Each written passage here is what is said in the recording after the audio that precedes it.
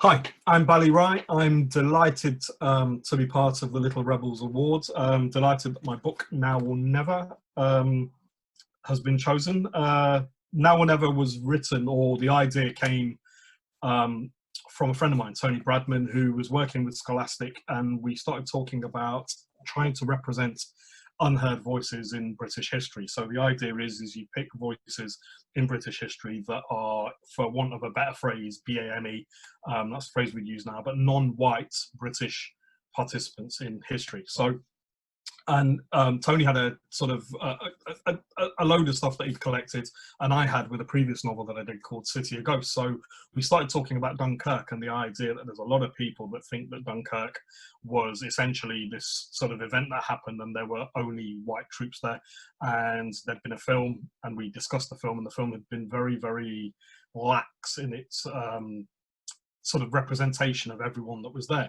And I'd heard a story of muleteers from the Royal Indian Army Service Corps, and so had Tony. So we started researching it. He left it with me, and eventually that story, the Royal Indian Army Service Corps story, became Now or Never. Now, the Royal Indian Army Service Corps were led at Dunkirk, or to Dunkirk, by a man called Captain John Ashdown, whose son was a famous politician called Paddy Ashdown. And I was lucky enough that Paddy, not so much because he was quite ill and sadly passed away, but his brother Mark was massively helpful in helping me sort of understand his dad's motivation. His dad was born and raised in the Punjab in India, in what is now modern day Pakistan.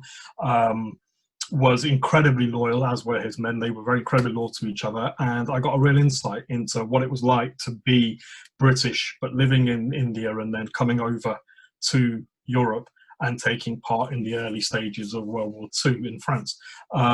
It follows a young man called Fazal Khan, who is 15 but decides to lie about his age so that he can go and join the war effort. His grandfather, his Baba, fought in Europe in World War One with the British, or on the side of the British, and he wants to follow in his footsteps. So I kind of created a vehicle for this young man to end up in Europe, and to experience the horrors of World War II. And I wanted it to be quite a simple story. So essentially they arrive, they head north. This is exactly what happened to Royal Indian Army Service Corps.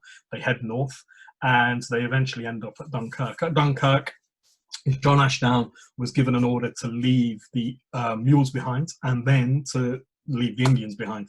And he thought the order was incredibly dishonorable and he decided to go against that order. He eventually found a berth for his troops. They ended up in England. They were spread all over the place. If you go onto YouTube, you can actually see footage of them at camp in Ashbourne in Derbyshire, in the Peak District, meeting King George. They were an essential part of British history. These supply troops were essential. Without the supply troops, the war effort would have been pretty much over very, very quickly. You know, they supplied everything from ammunition to food to clothing, you know, whatever the frontline fighting troops needed. And I thought it was a very interesting story to write and also a very important one. I'm going to do a very, very quick reading. I'm going to read the prologue. The prologue gives you a sense of Fazal and what his motivation is right at the beginning of the story and the reason why he leaves his village and ends up in Europe. It was still dark when I left my village, carrying only what I needed to travel. My family were fast asleep and I did not wake them. I was running away, desperate to find my fortune, desperate to follow in my grandfather's footsteps. My decision was swift, but the planning took some months. Now, finally, I was ready to leave. And although my heart ached at the thought of my mother's distress and the tears of my younger sisters, I did not waver. My grandfather had taught me to believe in myself, to be sure of my actions. Now that I was going and he was no longer with me, I wondered what he might think, whether he was looking down on me as I sneaked away. I stopped a mile from the village, which would soon be consumed by the city of Rawalpindi and become another of its many districts. I stood by a grove of trees underneath which my grandfather, my Baba, had often sat. There he would take shade from the sun, chatting with his friend Mr. Singh, playing cards. There he taught me many lessons about life and told stories of his time in Europe, fighting in what they had called the Great War. Now, as I stood and thought of him a while, I was leaving to have my own adventures, hoping to follow Baba's example and become a man. I had no idea what awaited me, and I will admit some fear. Mostly, however, I was excited. See, Baba had no gravestone to mark his passing. Instead, I touched his favourite wooden seat under his favourite tree and asked for his blessing. Then, without another rearward glance, I set off on my journey. Now, it's a book that I wanted to write. It's a book that I was really, really kind of into. The research was fantastic to do. It was really eye-opening even for me. And I had, as I said, previously researched quite a lot to do with Indian troops during World War II. We know that they were the biggest, still to date, the biggest volunteer force in modern history. So 1.5 million Indians volunteered in some way for the work, for the effort during World War II. A lot of those stories are unknown. In fact, the majority are. And I think it's dreadful that we don't understand British history in the correct way, that the war effort, World War I, World War II, would not have succeeded without the support of so many of what they once called colonial soldiers or colonial peoples from the different colonies that Britain had around the world.